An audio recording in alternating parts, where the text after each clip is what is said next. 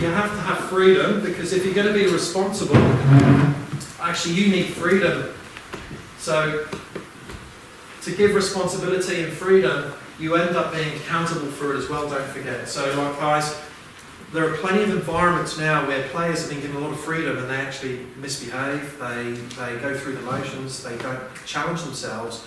So this is a very dangerous environment sometimes when you give a lot of freedom. Because unless the players want to really achieve, you can actually give them enough rope to hang themselves, unfortunately, because it's not prescriptive enough, it's not accountable, not directive enough.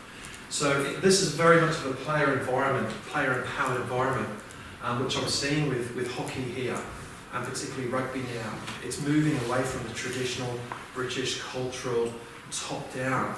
It's more players self-organising, adaptable, more aware and changing quicker with the situations that change. And they're the skill sets I think is common across team sports now, which we're shifting towards in England. The empowerment, the player, as you said before, the player feels in control. Safety, no fear. If you're going to try something out there, don't have any fear with it. Just go hell for leather.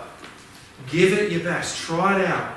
And what will happen is your coach and your players will support you. If you've got unconditional support, you're going to try stuff out. If you don't have support and they're going to point the finger at you, you ain't going to try much. So as a group of players, you actually have to support one another when you try something out. And that could be like a little tactical strategy within your huddle, and you decide to go out and work on a particular strategy. The fact that you've tried something and exploring it, you don't have a go at each other for making the wrong decision. What you do is you try and understand why that player made that decision. Because invariably, they're looking for the wrong information. Okay? It's not because they can't do it, it's because they're trying to filter information to make better decisions. That's where structure and framework guide your information search. That's the whole idea of structure. It just channels where you look for information. Okay, and it creates opportunities for you because you know where the players are going to roughly be. That's all it does. But it doesn't win you games. You actually have to adapt any system along this continuum based on the situation to exploit opportunities, which is the art of team sport. So you've got to have no fear out there, guys. You've got to have no fear, but you've got to learn to control your decision making under those moments, because that's what it's all about. Engagement. You've got to be engaged in your training session.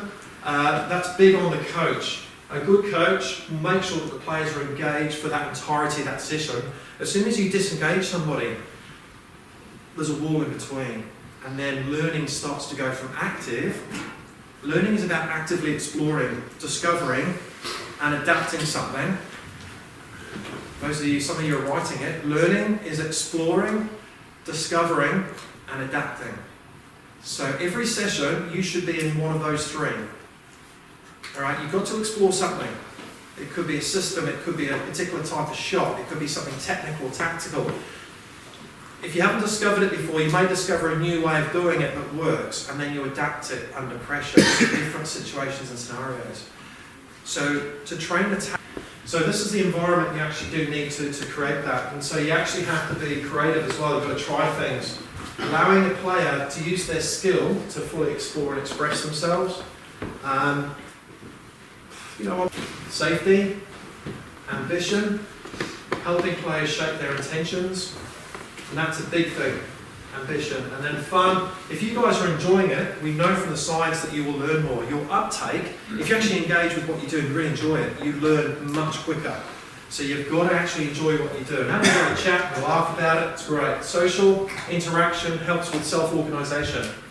So if you don't associate it with a player off the pitch, you're less likely on the pitch to actually self-organise with them, unless you've got the tactical framework in place where you adapt with them. So just watch out for that. Interaction is a key thing.